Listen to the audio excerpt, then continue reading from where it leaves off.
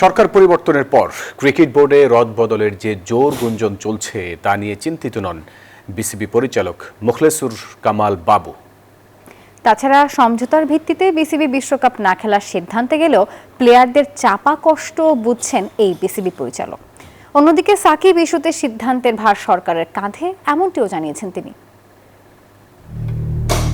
সরকার পরিবর্তনের পর ক্রিকেট পাড়ায় সবচেয়ে বেশি গুঞ্জন ক্রিকেট বোর্ডেও আসতে যাচ্ছে পরিবর্তন। ক্রীড়া প্রতিমন্ত্রী হওয়ার আগে আমিনুল হকও তেমনটাই আভাস দিয়েছিলেন। তবে দায়িত্বের মসনদে বসেই পাল্টে যায় কথা। জানান বিসিবিতে পরিবর্তন আসলে সেটি হবে কাঠামো মেনেই। পরিচালক মুখলেসুর রহমান বাবু জানান তেমনটাই। খুব সহজে পরিবর্তনের সুযোগ নেই বিসিবিতে, আর তাই নিজের পদ নিয়েও নিরাপত্তাহীনতায় ভোগেন না তিনি। আমি নিজেই কোনো ইনসিকিউরিটি ফিল করছি না। টি-20 বিশ্বকাপে না খেলতে যাওয়াকে কেন্দ্র করে সাবেক ক্রীড়ামন্ত্রী আসিফ নজরুলকে মিথ্যাবাদী আখ্যা দিয়েছিলেন কোচ সালাউদ্দিন। তবে বিসিবি পরিচালকের দাবি, যুক্তরাষ্ট্রের 1 নম্বর জিম চেইন গোল্ড জিম এখন আবারও বাংলাদেশে। বসুন্ধরা আবাসিক এলাকা ও বসুন্ধরা সিটি শপিং মলে সবকিছু বিবেচনা করেই ভারতে না যাওয়ার সিদ্ধান্ত নেওয়া হয়েছিল।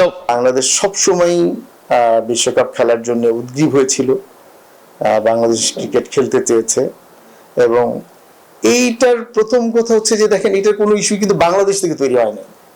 সুতরাং এটার জন্য আমরা যদি বাংলাদেশের কোনো জায়গায় দোষারোপ করি, আমি সেটাকে যৌক্তিক মনে করি না। এটা তো আমাদের জন্য কোনো ভালো খবর না যে আমরা আসলে খেলতে পারি নাই। এটা অবশ্যই আমাদের সবার জন্য কষ্টদায়ক। সম্প্রতি আলোচনার কেন্দ্রবিন্দুতে সাকিব আল হাসান ইস্যু। তাকে আবার বাংলাদেশ ক্রিকেটে ফেরানো নিয়ে চলছে জোর আলোচনা। তবে মুখলেসুর রহমান বাবু জানান, সরকার পক্ষ ও আইন বিভাগই বিষয়টি দেখাশোনা করছে। বিসিবি তাতে সর্বোচ্চ সহায়তা করবে।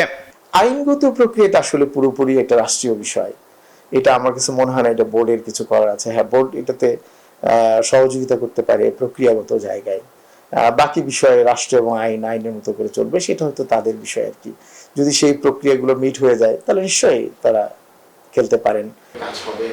তাসবিহ শরণ, নিউজ 24, ঢাকা।